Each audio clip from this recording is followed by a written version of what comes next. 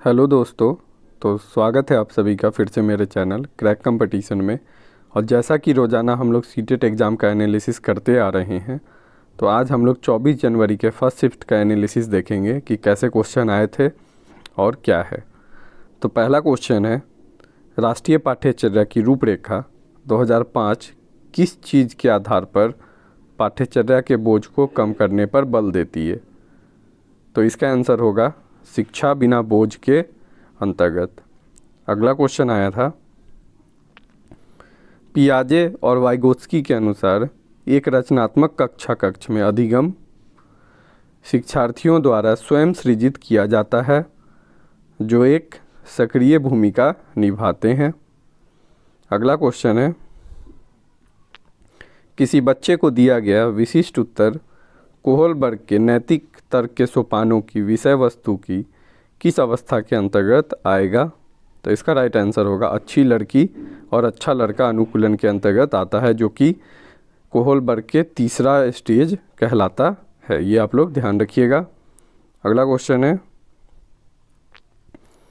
तार्किक गणितीय बुद्धि किससे संबंधित है? तो इसका राइट आंसर होगा बहुबुद्धि सिद्धांत से संबंधित है।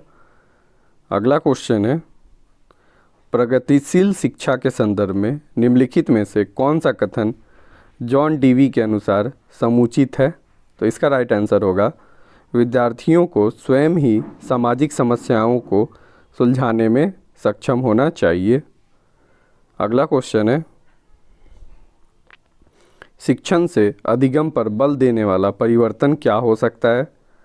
तो इसका राइट आंसर होगा बाल केंद्रित शिक्षा पद्धति को अपनाकर ये किया जा सकता है। अगला क्वेश्चन है, जीन पियाजे किससे संबंधित हैं?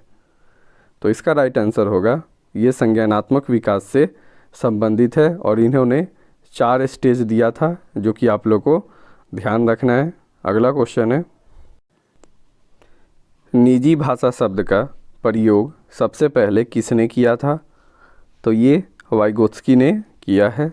अगला क्वेश्चन है, नई शिक्षा नीति के अनुसार कक्षा 1 से 5 तक की शिक्षा को क्या कहा गया है? तो इसको फाउंडेशन स्टेज कहा जाता है। ये आप लोग ध्यान रखिएगा। अगला क्वेश्चन है, समावेशी शिक्षा क्या कहलाती है? तो समावेशी शिक्षा वो शिक्षा है जहाँ पे सामान्य बालक और विशिष्ट बालक एक साथ शिक्षा प्राप्त करते हैं बिना किसी भेदभाव के। अगला क्वेश्चन आया था, भाषा अर्जन का संबंध किससे है? तो इसका राइट आंसर होगा नॉम चॉम्स्की से है। इन्होंने कहा था कि बच्चे के अंदर एक लैड डिवाइस होता है, यानी कि भाषा अर्जन यंत्र होता है जिससे बच्चे सीखते हैं भाषा। अगला क्वेश्चन आया था,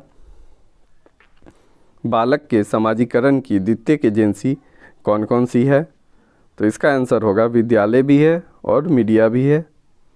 अगला क्वेश्चन है,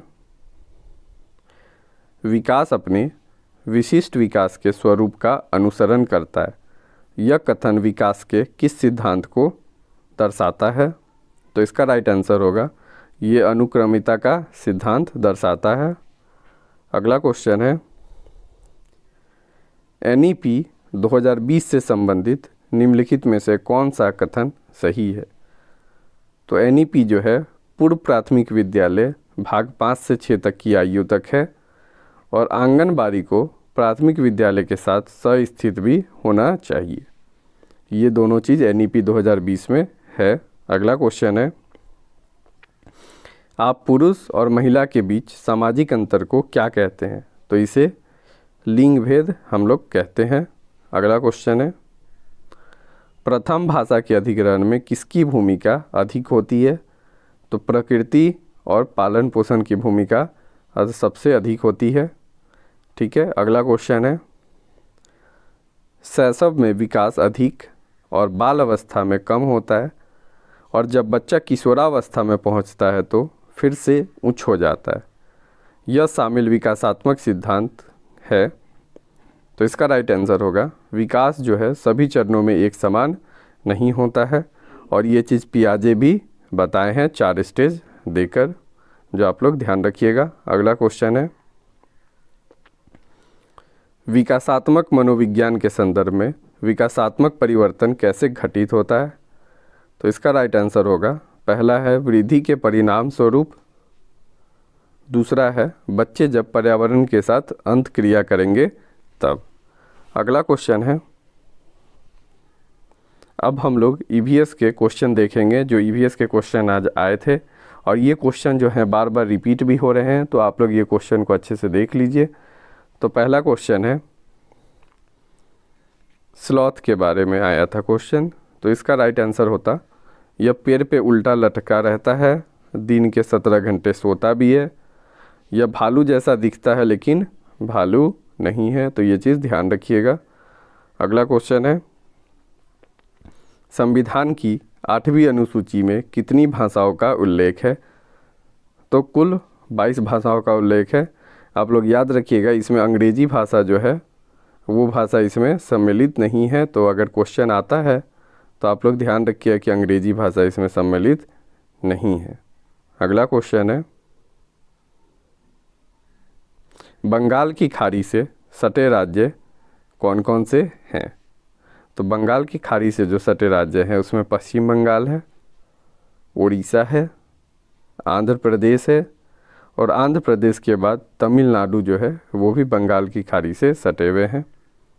अगला क्वेश्चन है, हाथी से संबंधित एक प्रश्न था, तो हाथी का जो है आंसर होगा, एक बड़ा हाथी 100 केजी से अधिक पत्ते और टहनियाँ खा सकते हैं, यह 2 से 4 घंटे ही सोता है, और महिला हाथी जो होती है वो झुंड की सरदार होती है, ये भी आप लोग ध्यान रखिएगा। अगला क्वेश्चन है, रीना आम खाना पसंद करती है, वह इन्हें जाड़े के लिए संरक्षित करना चाहती है, निम्नलिखित में से कौन सा तरीका संरक्षण के लिए सर्वाधिक उपयुक्त होगा? तो इसका राइट आंसर जो होगा वो हम लोग रेफ्रिजरेटर में रख देंगे, तो उससे आम जो है बहुत दिनों तक संरक्षित रहेगा। अगला क्वेश्चन आया था,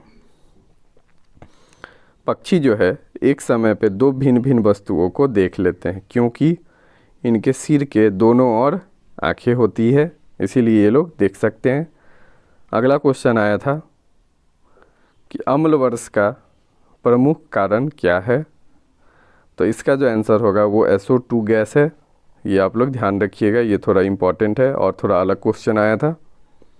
अगला क्वेश्चन है, चिराव नृत्य कहाँ किया जाता है? तो चिराव नृत्य जो है वो मिजोरम में किया जाता है, और इस नृत्य में क्या होता है, तो इस नृत्य में बांस नृत्य भी कहा जाता है, क्योंकि इस नृत्य में बांस का उपयोग किया जाता है। अगला क्वेश्चन आया था, नारियल के तेल में बना हुआ टेपियोका कहाँ के लोग खाना पसंद करते हैं? तो इसका राइट आंसर होगा, केरल के लोग खाना पसंद करते हैं। टेपियोका का दूसरा नाम जो है वो कसावा भी होता है, आप लोग ये भी ध्यान रखिएगा, कसावा उसका नाम होता है। एग्ज़ाम में हो सकता है टेपियोका की जगह कसावा लिखा हो। अगला क्वेश्चन है, असम के सामान्य घर कैसे होते हैं? तो असम में बारिश ज़्यादा होती है, जिसके कारण वहाँ के घर उनके उठे हुए बांस के खंभों पर बनाए जाते हैं, 10 से 12 फीट की ऊंचाई पर। अगला क्वेश्चन आया था, संयुक्त परिवार किसे कहते हैं? तो संयुक्त परिवार वो है जिस परिवार में कई सदस्य होते हैं, जैसे माता पिता तथा उनके लड़के लड़कियाँ, चाचा चाची तथा उनके लड़के लड़कियाँ आदि सब एक साथ रहते हैं, तो उसे संयुक्त परिवार कहा जाता है। अगला क्वेश्चन है, पर्यावरण की पाठ्य पुस्तक कैसी होनी चाहिए? तो पाठ्य पुस्तक जो है बच्चों की रुचि और उनकी प्रकृति के अनुसार होनी चाहिए। अगला क्वेश्चन था, पर्यावरण के थीम पे एक प्रश्न था, तो सारा थीम हम लोग आज डिस्कस कर लेते हैं कि कौन कौन सा थीम जो है पर्यावरण का है। तो पहला है भोजन, परिवार एवं मित्र, पानी, यात्रा, आवास, और हम चीज़ें कैसे बनाते हैं। ठीक है, ये सारे 6 थीम जो हैं पर्यावरण के हैं। आप लोग मेजर थीम जो हैं ये हैं, आप लोग ध्यान रखिएगा। अगला क्वेश्चन है, बच्चों के व्यक्तिगत अनुभवों को महत्व देने से पर्यावरण अध्ययन की कक्षा में शिक्षक को क्या लाभ मिलता है? तो इसका राइट आंसर होगा, विषय को बच्चों के अनुभव, संसार से जुड़ने और विमर्श व सीखने को बढ़ावा देने में सहायता करते हैं। अगला क्वेश्चन है, एक अध्यापक को कक्षा 4 के विद्यार्थियों को हमारे देश के भोजन की सांस्कृतिक विविधता पढ़ानी है। इस विषय को पढ़ाने के लिए सर्वोत्तम विधि क्या है? तो इसका जो राइट आंसर होगा वो होगा, विद्यार्थियों से कहे कि वे अपने परिवार के भोजन के विषय में सूचना एकत्र करके लाएं। तो ये सारे प्रश्न आज के सीटेट के एग्ज़ाम में पूछे गए थे। तो ये सारे प्रश्न को आप रिवाइज कर लीजिए एक बार फिर से। आई होप आप लोग को ये वीडियो अच्छा लगा होगा। अगर ये वीडियो अच्छा लगा है तो इस वीडियो को लाइक करें और इस वीडियो को अपने दोस्तों के बीच शेयर करें, और ऐसे ही रोज़ाना वीडियो देखने के लिए इस चैनल को सब्सक्राइब करें। धन्यवाद।